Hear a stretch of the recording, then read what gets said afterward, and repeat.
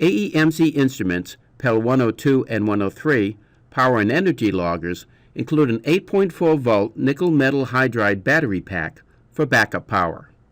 This battery, shown on the screen, can be replaced by the user. This video explains how to do this. Note that replacing the battery in the PEL is not a complicated process, but it must be performed carefully and in strict accordance with the procedures described in this video. Any variation could result in damage to the instrument. If you are unsure about performing this procedure, return the PEL to AEMC for battery replacement. Also note that this battery should only need to be replaced every 3 or 4 years or so in normal use. Before you begin, be sure that you have access to a clean work surface free of debris, water, and other possible contaminants. This surface should be well lighted and provide sufficient room in which to work. You will also need the following: a replacement battery pack, catalog number 2137.75.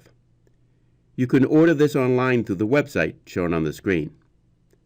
A Torx T10 screwdriver. This type of screwdriver is also known as a star screwdriver. Tape, such as masking, electrical, or other common type. Optionally, a small, non-conductive implement, such as a drink stirring stick or toothpick, will be useful.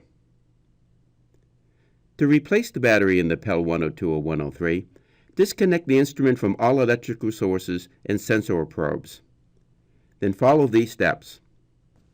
Start by applying tape to the control buttons on the PEL front panel. This tape will ensure that the buttons remain in place when you remove the PEL's front cover from the back cover. Then tape the end plates to the back cover, as shown on the screen. This helps ensure that the PEL's end plates remain attached to the back cover when you remove the front cover. Turn over the PEL and locate the 6 fastening screws on the back of the instrument.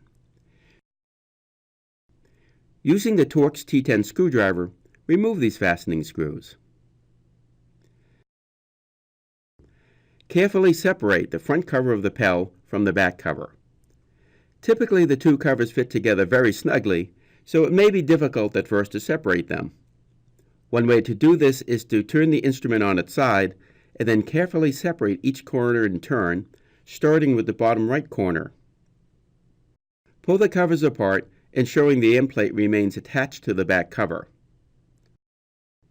Do not allow either the top or bottom end plate to become separated from the back cover, because this may damage the PEL input and connection terminals, requiring that the instrument be sent to AEMC for repair. With the front cover removed, locate the battery pack inside the PEL. Gently remove and unplug the battery.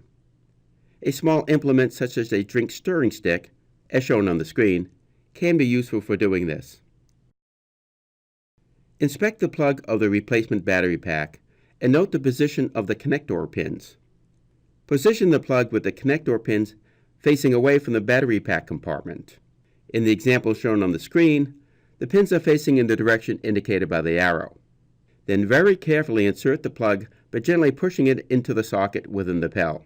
There is very little room for this procedure, so an implement such as a drink stirring stick or toothpick may be helpful in ensuring the plug is securely inserted. The PEL instrument will likely turn on when you plug in the connector. This can be disregarded. Place the replacement battery into the compartment provided for it within the PEL. When doing this, ensure that the battery's connector wires are positioned as shown in the illustration on the left. Be sure the wires do not cross over the top of the post, as shown on the right. If the wires are placed over the post, they will likely be damaged when you replace the front cover. Perform a final inspection of the interior of the PEL to ensure no foreign object or debris has fallen inside. Then replace the front cover, carefully ensuring that it is securely in place. Turn the PEL over and replace the 6 fastening screws removed earlier. Finally, remove the tape applied at the beginning of this procedure. The PEL is now ready for operation. This concludes our video explaining how to replace the battery in a PEL 102 or PEL 103 instrument.